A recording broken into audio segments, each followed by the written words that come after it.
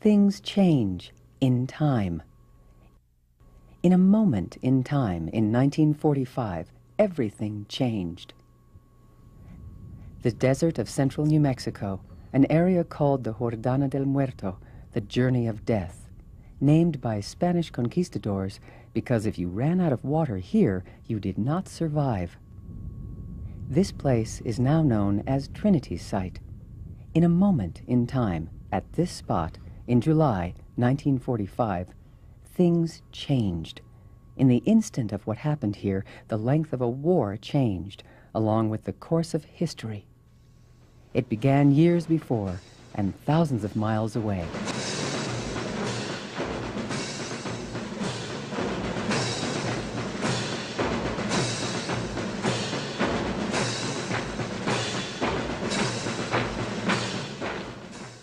For years, Adolf Hitler had forced the influence of Nazi rule on Europe.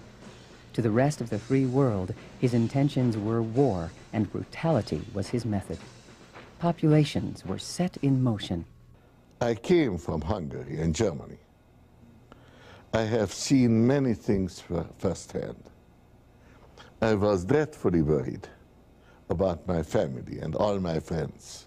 And I do not believe that people today realize how tremendous those dangers have been, because Hitler indeed could have taken over the world, and with a hair's breadth, he could do so. Those of us who came from Europe were more aware of that than our Native American friends. It came in stages, and from very early on, Jews were arrested and put in concentration camps. So certainly the loss of jobs was well documented and kept getting worse. So I think there was no question that I should immigrate. There were other scientists from the best universities and scientific institutions in Europe seeking also to get away. When they fled the Nazis, they brought with them an international relationship of friendships and acquaintances, along with research they had been doing on a relatively new field, that of nuclear fission. It had been discovered in Germany in 1938 and was an emerging field that promised massive amounts of energy. But there was also the thought that it could deliver that energy as a bomb, a single massive amount of energy that could destroy a city. And we knew that there were a number of competent physicists and chemists available, so that made us concerned that we might be too late. Well, the war just began 4 months earlier. So we knew it was going to develop into a terrible world war. And this coming at that time seemed a fateful move. It was. And we immediately saw no one's mind was on anything but how can this be used for war? It gradually became clear. It's quite possible to make an explosion from this. It was this concern that led refugee German physicist Leo Szilard to reveal that possibility to the U.S. government. Together with Albert Einstein and Edward Teller, he composed a letter to President Franklin Roosevelt. It told of a terrible possibility. Germany had the talent and the knowledge to research and develop an atomic weapon. Delivering the letter to Roosevelt on their behalf was economist Alexander Sachs, a friend of Szilard and economic advisor to the president. Roosevelt said, "Alex, what you are after is to see that the Nazis don't blow us up." Precisely, Sachs said. This requires action, Roosevelt told an aide. Intelligence reports from Europe indicated the Nazis were working on such a weapon, but no one knew how much effort they were devoting to it. The one certainty was that if Hitler developed the bomb, he would win the war. The letter to Roosevelt paved the way for the creation of a top-secret military project, one that would have the highest priority and tightest security. It would be named the Manhattan Military Engineering District. When finally we began to do something in participating in the war effort, it was a relief. The project was massive, to design and build a device that existed only in theory from material that didn't exist in any quantity under unprecedented secrecy by people, many of whom were not even U.S. citizens. It was known that the nucleus of one form of uranium, isotope 235, would split when it absorbed a neutron. When this happened, energy was released and more neutrons were created that struck and split other nuclei. When it happens continuously, it's known as a chain reaction. No one knew at the start how much fissionable material was needed to support an explosive chain reaction. That volume would be known as the critical mass. Another element, only discovered in late 1941 by Berkeley nuclear chemist Glenn Seaborg, also had the properties to explode in a chain reaction under the right conditions. Seaborg named it for the ninth planet from the Sun, plutonium. The isotope we produced was plutonium-238, produced by the deuteron bombardment of uranium. Then a month later, joined by Emilio Segre, we identified in this room the isotope of importance, plutonium-239, and isolated it so that it could be have its fission properties measured at the 37-inch cyclotron. General Leslie Groves of the U.S. Army Corps of Engineers had just completed a major project, the construction of the Pentagon. It had been his desire to accept a combat assignment overseas. His superior officer told Groves the Secretary of War had selected him for an important assignment in Washington. He was appointed as the head of the Manhattan Project. General Groves was a very difficult man to sum up. But again, the same thing appealed to me of General Groves that I think appealed to Groves about Oppenheimer. His enormous devotion, determination to get the war over, to do what he could. Italian physicist Enrico Fermi, working with Leo Szilard in a space underneath the University of Chicago Stadium, assembled a large pile of graphite blocks with lumps of natural uranium in it. In December 1942, he succeeded in bringing about the first man-made, controlled nuclear chain reaction. Now that controlled fission had been accomplished, it could be studied and the next steps could proceed. Robert Oppenheimer was a highly respected 38-year-old theoretical physicist in 1942. He had been closely examining the development of fission science. In October of that year, he was at the University of Chicago when Groves came through on his first inspection tour. In conversations with Groves, Oppenheimer discussed the need for a central facility and other details. Groves saw something in him, a leadership, and an understanding of what needed to be done. I first saw Robert Oppenheimer when I became a graduate student at Berkeley. His reputation for brilliance and for clear explication and the rest was already strong, but he had a reputation for being very quick and easily able to quash a questioner or an objector or anything of that sort. No, it was very difficult to interact with. Oppenheimer was a difficult human being. He was extremely intelligent, extremely quick. He understood everything when I had just a glimpse of what was being talked about. Groves selected Oppenheimer as the leader to bring the elements of the Manhattan Project together in one place. Oppenheimer came to the project with an immediate controversy. His security was questioned because of college acquaintances with communism. In the time before the war, he had been very leftish.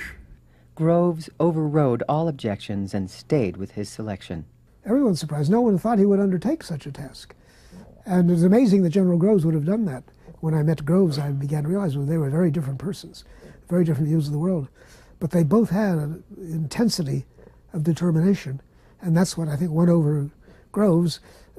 Oppenheimer, at once he could see Oppenheimer was a man who understood every part of the job and who was determined to get it done as best as he could. Groves wanted to compartmentalize each of the different divisions. Oppenheimer immediately disagreed. To him, progress was made through interaction. Science was discovered through collaboration.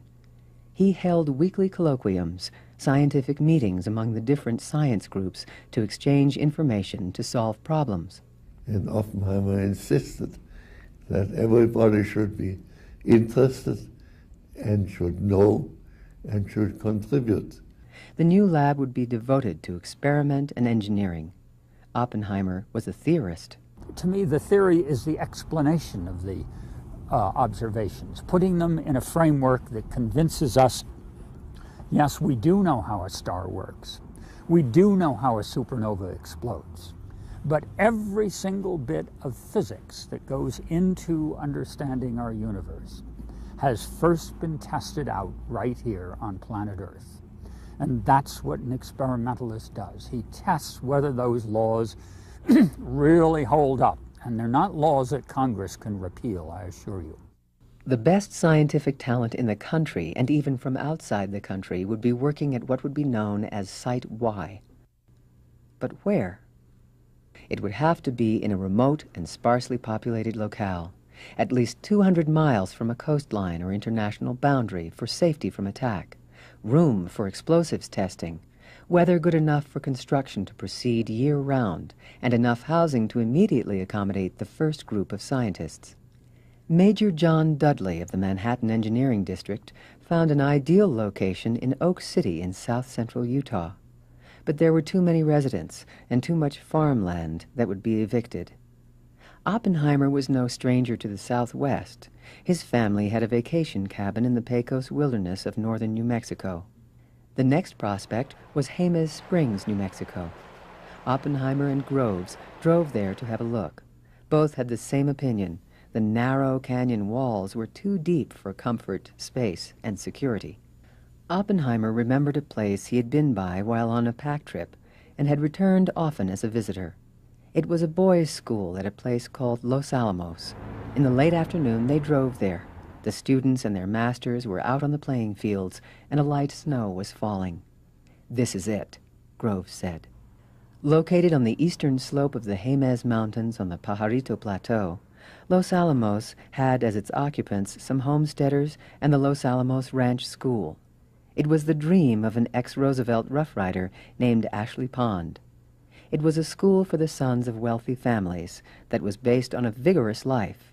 Students wore shorts year-round and slept in unheated sleeping porches. Each student was assigned a horse to care for, and pack trips into the mountains were common.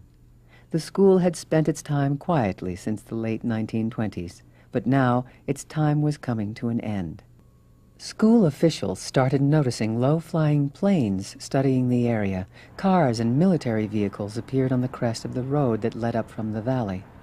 On December 4th, 1942, the school received notice from Henry Stimson, Secretary of War, that the school was being taken over. Condemnation proceedings were used, and it was decreed all records of the acquisition be sealed from public view.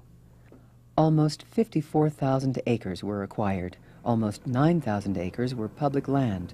Cost of acquisition, $440,000. After Pearl Harbor, we all knew we were kind of playing an end game. We got out of school and we're off to war. And so in the beginning of the fall of 42, was already surveyors were around here from the government. Then they took it over, and they ran a kind of a mega bulldozer through the place. Absolutely fantastic construction in a very short length of time. We knew the school would be taken over, didn't know just when, didn't know what was really happening. Construction crews started throwing up buildings for administration, laboratories, housing, schools, and everything else a community needed to function. It looked more like a boomtown than a wartime army camp, all mushrooming around the ranch school. So towards the end of this, just before Christmas, these two dudes show up here calling themselves Mr. Smith and Mr. Jones. The first one wearing a pork pie and the second one a fedora. I mean, no way on Mr. Smith and Mr. Jones. Who were they and what's the problem? Well, it took just 2 hours to know that this was Oppenheimer and Lawrence. And we called them by those names among us kids right then because we knew of them so well from our physics courses and things like that. Recognized their pictures in our physics book. Classwork was accelerated, and in February 1943, the last graduation was held. new rows of unpaved streets that snow and rain turned to mud started to define the new community. In January of 1943, the University of California was selected to operate the new laboratory. Recruiting scientists was difficult because prospective employees were already doing important work and needed good reason to change their jobs. Because of security, only scientific personnel could be told anything about the nature of the work. But they were to tell no one about what they did, not even their families. Lamy, New Mexico, 15 miles southeast of Santa Fe. In the spring of 1943, they started to arrive at the small railroad station that looked like it was in the middle of nowhere. Arriving from all parts of the country and Europe were the best scientific minds in the world. Emilio Segre, Niels Bohr, Hans Bethe, Edward Teller, Otto Frisch, Stanislavs Ulam, George Kistiakowsky, Richard Feynman, Edward Macmillan. Some came as consultants and the rest as permanent staff. Santa Fe, New Mexico. To those who came into town en route from across the country, it was hard to see the small town as the state's capital. First stop was an office at 109 East Palace Avenue. Run by Dorothy McKibben, it was the welcome and check-in for all those who came to disappear up on the Pajarito Plateau. She arranged for transportation, housing, and hundreds of other little things that took away some of the apprehension of things to come.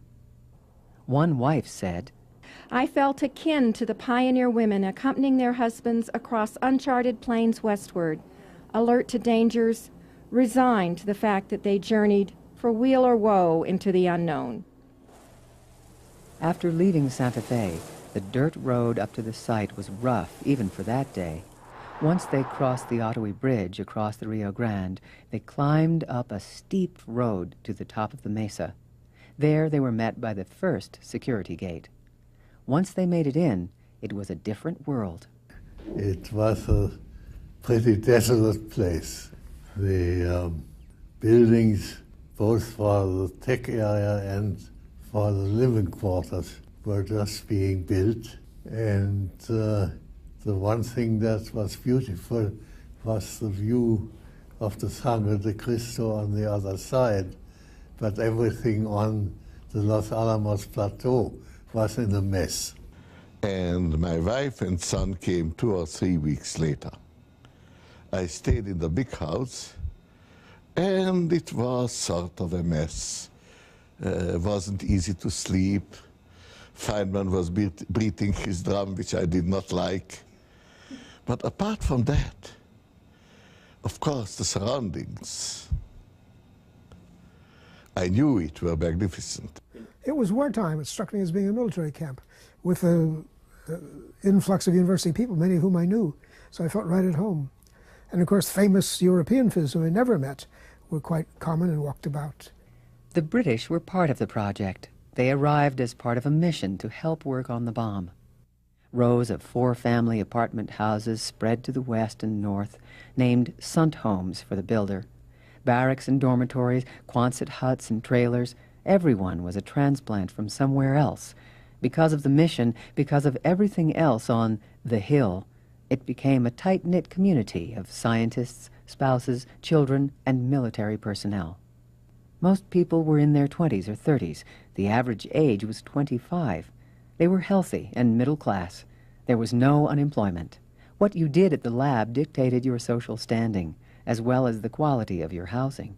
From our point of view, it was wonderful. We rarely had a better place to live.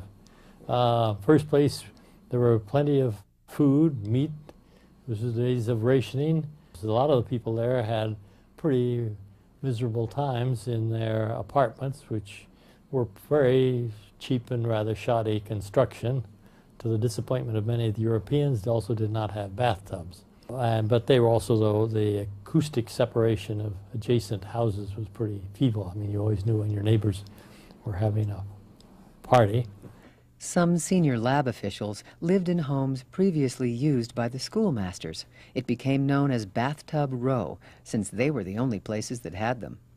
In the beginning of April 1943, Oppenheimer assembled the staff, then about 30, for a series of introductory lectures by his collaborator, Robert Serber, to sum up the studies of the weapon from the previous summer in Berkeley. It also incorporated research done on fission over the past year. It was determined that explosive means would do the job by taking a subcritical mass and making it critical, so the radioactive material would detonate. Two methods to do that had been devised. One was a gun method, where two halves of subcritical material were shot together to form the critical mass, starting the nuclear detonation. It was discovered the gun method would work with uranium, but not with plutonium. With plutonium, there was spontaneous fission, and that produced neutrons all the time, and at a sufficiently high rate that if you had a gun assembly and shooting two pieces together, before they got together big enough to have a big explosion, they would so-called pre-detonate. General Groves had proposed a very stupid way of assembly, which we all made fun of. It gave Neddermeyer the idea of the implosion, which in the end turned out to be the way to do it. Suddenly the top priority really shifted over to the plutonium model. The gun method was the easiest, but the science of implosion would have to be developed also. It required science and engineering that would enable simultaneous and uniform compression of plutonium. Because nothing like this had ever been created, the plutonium weapon would also have to be tested. It would be months before the first significant amounts of nuclear material would be delivered. Before that could happen, there were many questions which came down to the central problem: how to make the fissionable material, the uranium-235 or the plutonium-239, release their energy efficiently, at the right time, in a casing an airplane could deliver. One of the biggest problems was extracting U-235 from U-238. That was the job of the plant at Oak Ridge, Tennessee. A gas diffusion method was used where thousands of stages of the operation, thousands of miles of piping, and hundreds of acres of barriers were used to produce the metal from uranium-enriched gas. Also used were an electromagnetic separation and thermal diffusion method to produce and refine the material. Oak Ridge employed thousands of workers. A team had also been assembled in Chicago by Glenn Seaborg to devise a method for extracting plutonium. Hanford, Washington, was selected as the location to build reactors for its extraction. But Hanford depended as much on chemical separation as it did on the reactors. The chemistry was Glenn Seaborg's, massively scaled up from his University of Chicago team's ultra-microchemical work. We had been working with what you call tracer amounts, invisible amounts detected by its radioactivity. But we couldn't deduce the chemical properties with certainty that way. We needed to work with actual ponderable, weighable amounts. And that's why we produced weighable amounts of plutonium in this way. This meant that we had to work, I say we, are the chemists working with me, on what they call an ultra-microchemical scale. Slowly, the materials started coming to Los Alamos in September 1944. For those in Los Alamos who were not part of the project, life also continued. All mail to Los Alamos came to P.O. Box 1663 in Santa Fe. Everyone had the same address. Babies born at the lab had it as their place of birth.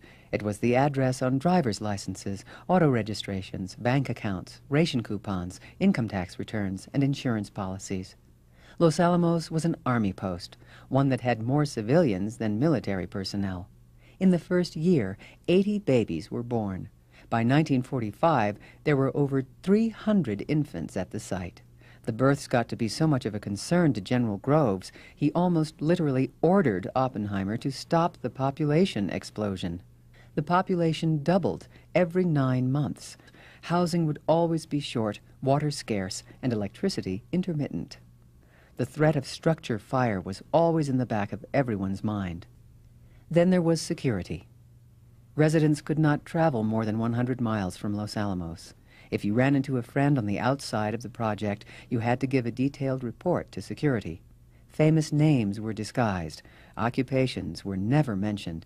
Everyone was an engineer. The word physicist was forbidden. All mail was censored. All long-distance calls were monitored, which was easy since there was only one phone line in 1943. By 1945, there were 3. The entire project was surrounded by high barbed wire fences and patrolled by mounted guards. Work weeks were 6 days. 12 to 14-hour days were normal. Saturday nights, they partied. They were big and small and were an integral part of life on the Mesa. The young people had many parties and so on. We would tend to go to a dinner with 6 people, what you would do in any university town. Several affairs were usually scheduled every Saturday night. Single men and women scheduled dorm parties that were fueled by mixtures of mixed liquors and tech-area grain alcohol. The furniture was pushed back for dancing, and parties often lasted well into the night. My wife and I both enjoyed square dancing, so usually in Fuller Lodge they had a square dance, I don't know, certainly once a month, maybe twice a month. Sundays we went on picnics, went to the mountains, went to the Indian Pueblo, went to the ruins, sometimes went even to Santa Fe if we could afford the gas, and so on.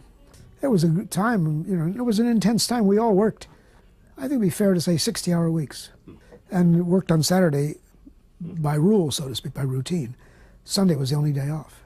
The work, governed by the urgency from events waged on the battlefields in Europe and in the Pacific, never got easier. But those working on the bomb felt they had the science. It was the engineering that created the problems. I think that a myth has arisen, partly just due to the circumstances, which is how difficult it was, what a feat, what intellectual feat it was, and so on. Some of that is self-serving. The scientists like to say it was difficult, and it looked difficult, but it wasn't very difficult. I entirely agree with Phil Morrison on this point. It was engineering. Work on the gun-type weapon moved ahead, but work on the implosion weapon was slow, frustrating, and at times seemingly hopeless. Detailed quantitative data on the effects of such a new weapon was needed. No one knew exactly how powerful the weapon would be. In late 1943, planning for the test was begun. The site that was selected was on the Alamogordo bombing range in central New Mexico on the Jornada del Muerto. It was 210 miles south of Los Alamos, 27 miles from the nearest town, and 12 miles from the nearest inhabitant. In November 1944, construction of the base camp began. The test was initially scheduled for July 4th. The activity at the test site increased despite things like snakes, scorpions, heat, and dust. Herds of antelope and some range beef started to disappear, showing up on the menu. Hunting often took place with the aid of submachine guns. On April 12, 1945, President Franklin Roosevelt died. Flags across the country and around the world flew at half-staff, including the flag at the test site named Trinity by Oppenheimer. Sworn in to take up leadership of the country was then Vice President Harry Truman. Less than a month later, on May 8th, the war in Europe, which had been raging since 1939, ended with the surrender of the German forces. The race to beat Hitler in building an atom bomb was at an end.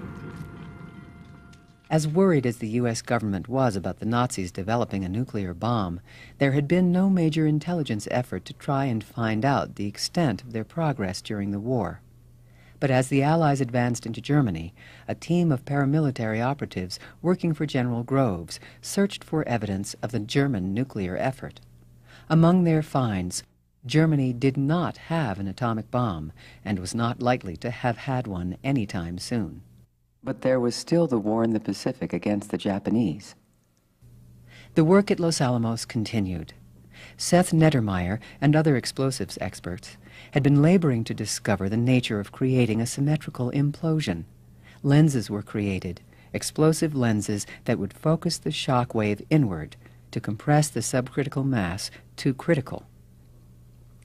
At S site, near Los Alamos, high explosives were mixed to form the cocoon the fissionable material would rest in.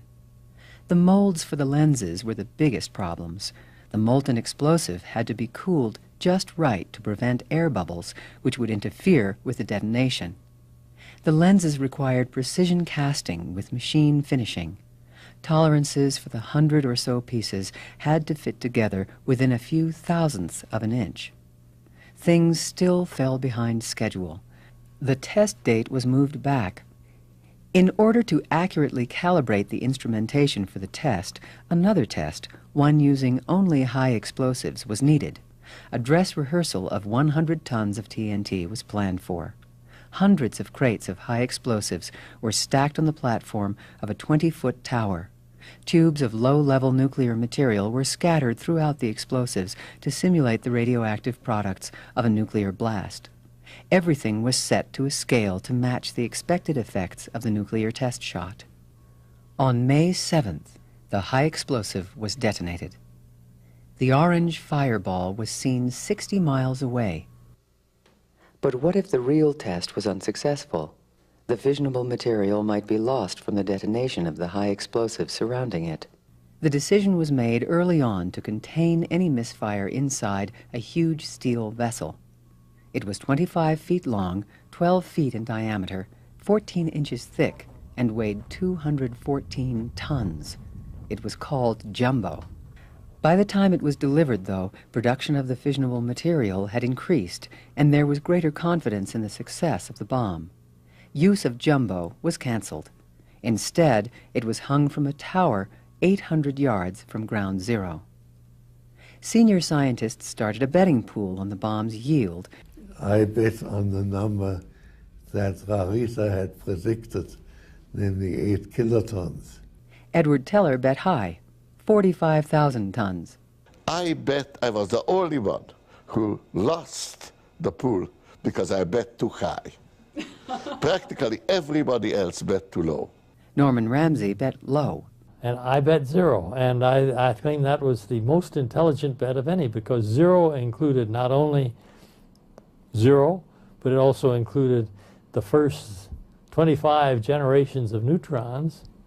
I mean, this is an exponentially growing thing, so it's probably the first 35 generations of neutrons. If it stopped anywhere along there, it would be zero in the scale that they had. So I had the biggest number of, statistically, the best chance of winning. I think that gives you a bit of a quantitative estimate how very doubtful we have been at that time. And, you know, I cannot see into the souls of other people. I was very much interested, if not worried, what would happen. Los Alamos started sending down those who needed to be at the test site. But as the test date drew closer, there was a nagging uncertainty about whether the bomb would actually work at all. In a meeting before the test, Hans Bethe described all that was known about the bomb and what wasn't. Critchfield and I overruled Fermi, and that is a very dangerous thing to do, because Fermi was almost always right, but we overruled him, and so I felt uncertain for that reason. What was thought of during the war was, and very often we kept saying, maybe we'll come across some insuperable physical obstacle which prevents it from working. You can easily imagine those things. For example, a little delay in the emission of fast neutrons after fission. They would know only if the gadget detonated. 3 areas were of prime importance. First, implosion studies, the release of nuclear energy in the form of gamma rays. Second was damage measurement. And third was blast effect, earth shock, and radiant heating. Reinforced shelters had been built at 10,000 yards north, west, and south of ground zero for cameras to record and scientists to observe the blast. One camera, rigged by Berlin Brixner, would shoot color, the rest black and white. Besides running at normal speed, some would be running as fast as 8,000 frames per second. It would take pictures, and then it was fastened to a steel cable, and that would could be used to pull those cameras out of that area, which would be too radioactive to go in at all at that time. On July 7th, Norris Bradbury, who was group leader for bomb assembly, began putting the components through loading tests and assembly dry runs in Los Alamos. By the following Thursday, the 12th, assembly of the high-explosive sphere began at V-Site. The next day, the pre-assembled explosives unit left for Trinity Site. 250 men from Los Alamos were already there. They were now working against time, along with everyone else still at Los Alamos. By now, plutonium delivered to Los Alamos had been shaped into hemispheres.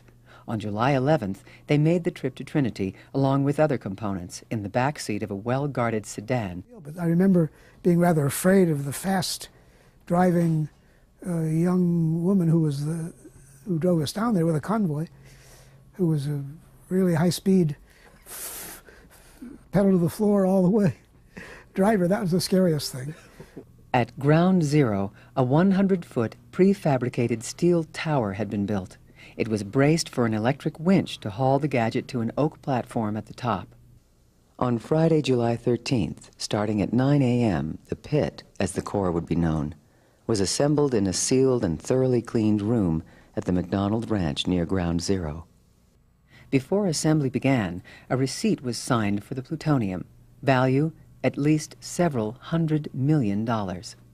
At the moment the receipt was signed, the test shifted to military control. Though the number of parts were few, assembly took several hours. The core was then taken to the tower. Final assembly of the bomb began in a canvas tent at the base of the tower. There were a few moments of concern when the core did not fit in the center of the device. But once the temperature of the bombshell and explosives equalized to the ambient temperature, the pit slipped smoothly into place. The next day, the tent was removed, and the gadget with its core was hoisted to the top of the tower. Only the detonators had not been installed. The openings where they would be inserted gave the bomb a bandaged look. We made measurements of that thing every few hours to see that it was behaving properly. Okay. Because it was the first one that had been left out of the laboratory for any length of time. And so somebody was there, and somebody in my group had to climb up and measure something and come back down again every few hours. The weather, still a concern, started to turn dark with thunder and lightning as test day arrived. It started to rain. Would the test be able to go on? Midnight, July 16th. Extraordinary. I mean, very hard to sleep, very hard to get your minds off all the things that might have gone wrong, very hard not to think about the implications. But, you know, we were consumed in the job, especially this crucial one, a test fire to see if this whole idea would work. And that was in everyone's mind, I think. Everybody was extremely excited to see if it actually would turn out to be that way, because no one really knew whether the thing would work or not. By 2 a.m., the weather started to look better. The shot, which was originally scheduled for 4 a.m., was postponed to 5:30. At 4 a.m., the rain stopped. At 4:45, an updated weather report came in showing improved conditions. The test was a go for 5:30. At 5:09:45, T minus 20 minutes, the master switches were unlocked. The countdown had begun. At viewing sites around Trinity, everyone was told to lie face down with their feet towards the blast and close and cover their eyes. We will all be given welder's glasses, not to be blinded. I took dark glasses in addition to welder's glasses. Then I put some ointment on my face, and then I put on gloves to be protected against all eventualities. They didn't allow many people, but they did allow me, and I looked with, I had one eye protected. I couldn't look with both eyes, and so I was looking with just one eye. There are three of us. One of the other people who was with us at that time was Ken Greisen, who later went to Cornell, who'd been in the explosive division. He'd done his work. And he was next to Robbie on one side, I guess, next to him. And I think Fermi was a couple over. Robbie was really getting quite excited, you know, what's going to happen. And Greisen was very relaxed.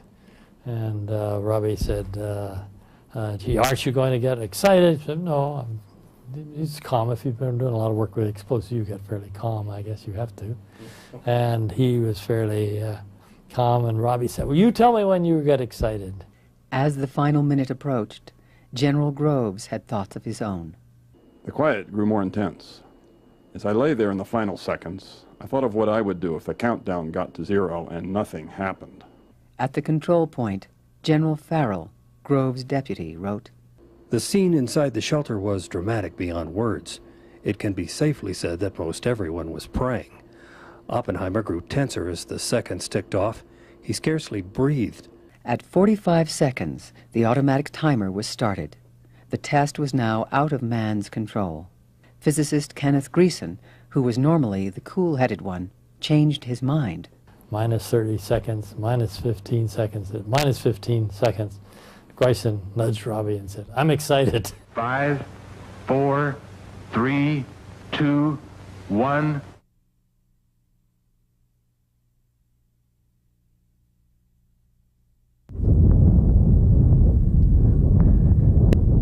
In the dead silence of the morning, at 5:29:45 Mountain War time, the Jornada del Muerto was bathed in an intense flash of a light that man had only seen from the stars.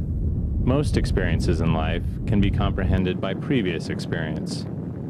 But the atom bomb did not fit into any preconception possessed by anybody.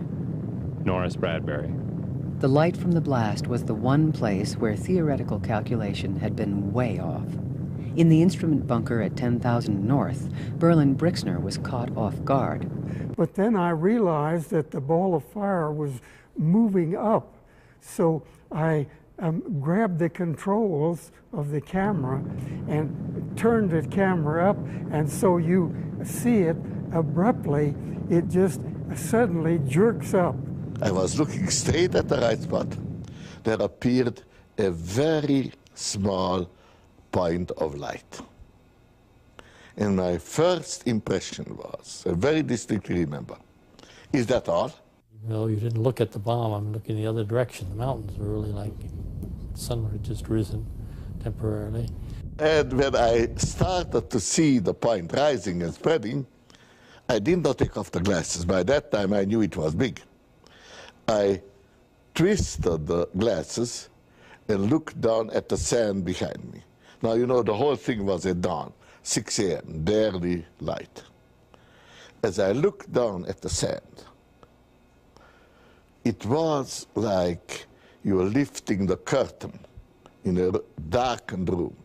Before I got my hand up to start adjusting the goggles, I felt something that I didn't know, I hadn't been smart enough to interpret, to figure out what was going to happen, and nobody had thought of it, I think.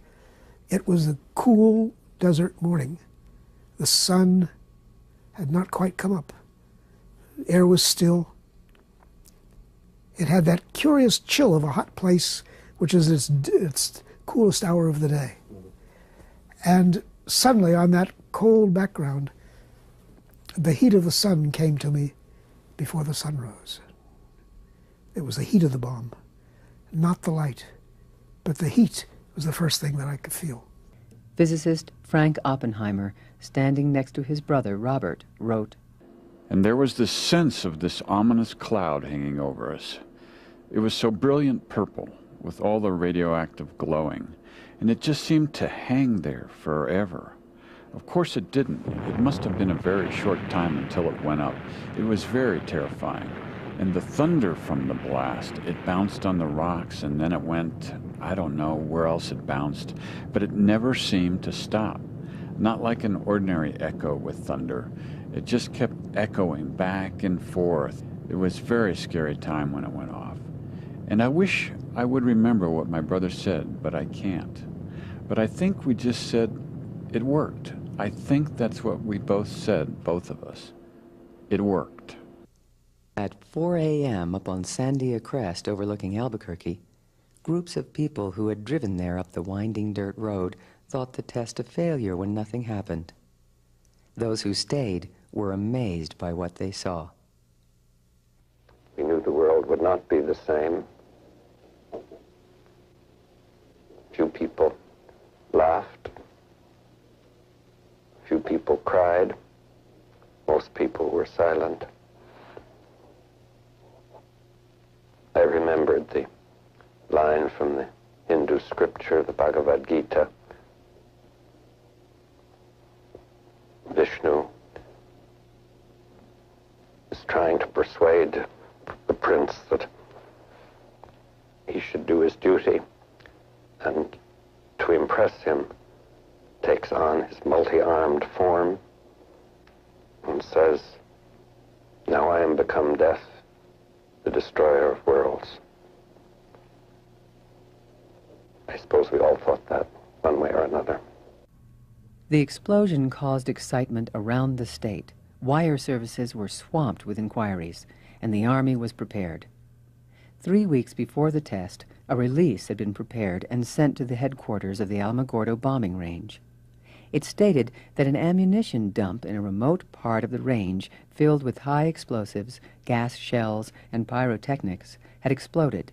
Weather conditions affecting the content of gas shells exploded by the blast may make it desirable for the Army to temporarily evacuate some civilians from their homes.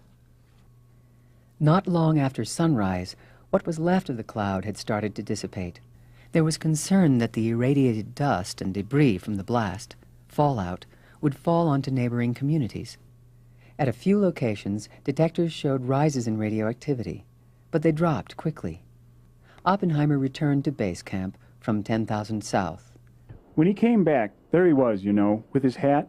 You've seen pictures of Robert's hat. And he came to where we were in headquarters, so to speak, and his walk was like high noon. I think that's the best I could describe it. This kind of strut. He'd done it. Aye, Robbie. Oppenheimer looked very relieved, as might be expected. After all, it had worked, and the tension was over. Later in the morning, Fermi and physicist Herbert Anderson donned white surgical scrubs and rode in 2 lead-lined tanks to Ground Zero. Fermi's tank broke down after only a mile, and he had to walk back. Anderson went on and surveyed the bomb's crater through a periscope. The 100-foot tower had been vaporized. All that remained were the twisted stumps of the footings that were anchored 20 feet into the ground. Covering the ground was a green glass-like substance made up of sand fused by the bomb's energy. It would later be called trinitite. Oppenheimer estimated the blast at 21 kilotons, 21,000 tons of TNT. I. Rabi's bet in the pool was 18,000 tons, mainly because all the low numbers were taken. He won. The bomb's yield exceeded the most optimistic predictions.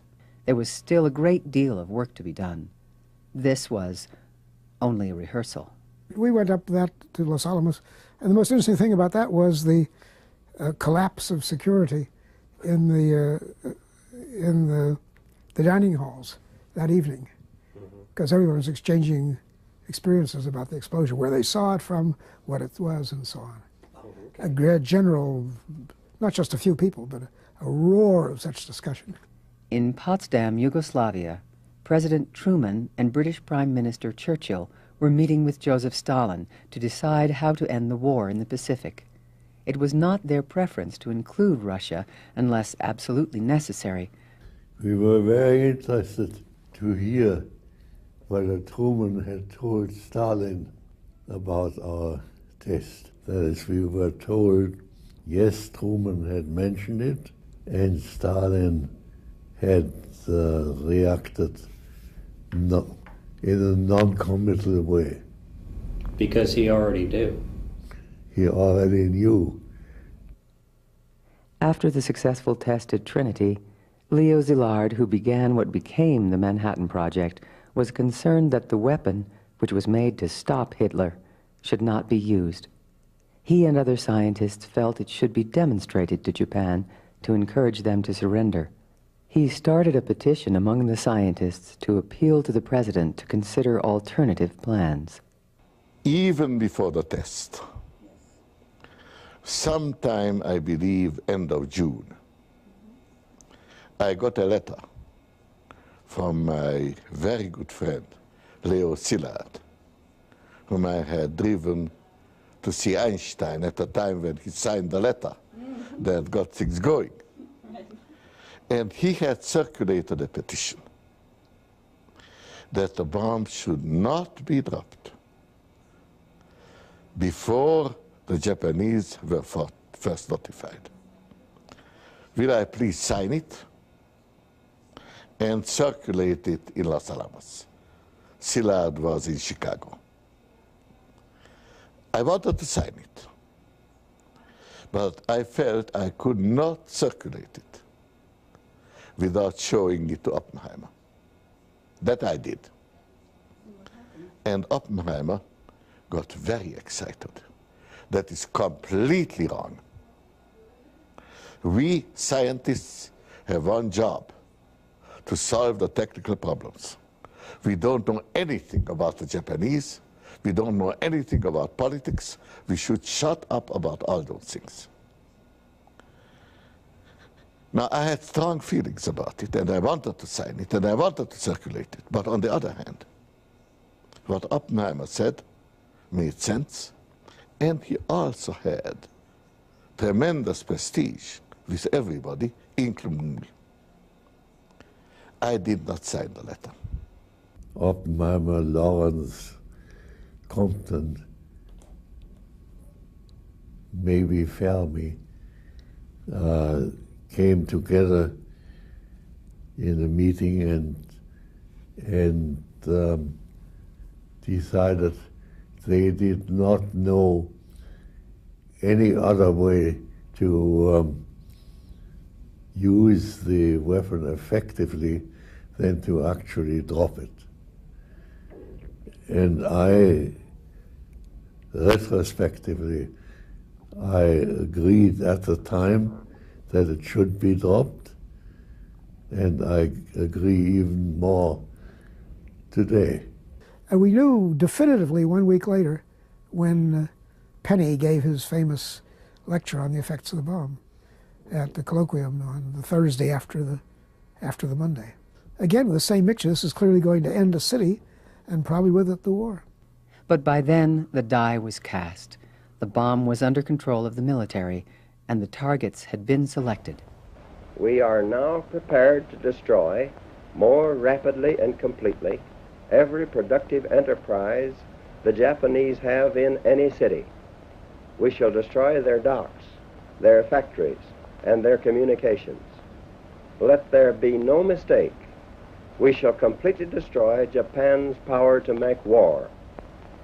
It was to spare the Japanese people from utter destruction that the ultimatum of July the 26th was issued at Potsdam.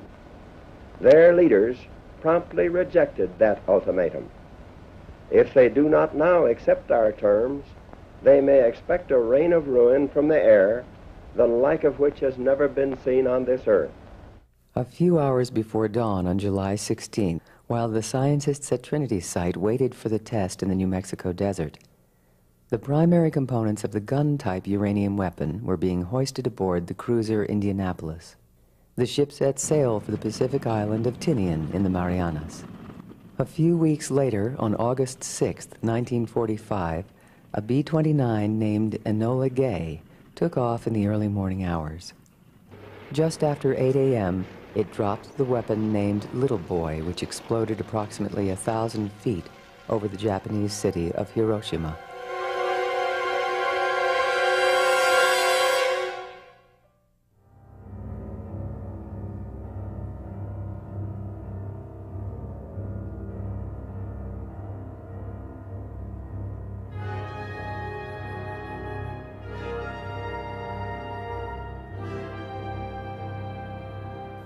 Three days later, another mission carrying the plutonium implosion weapon named Fat Man detonated over Nagasaki.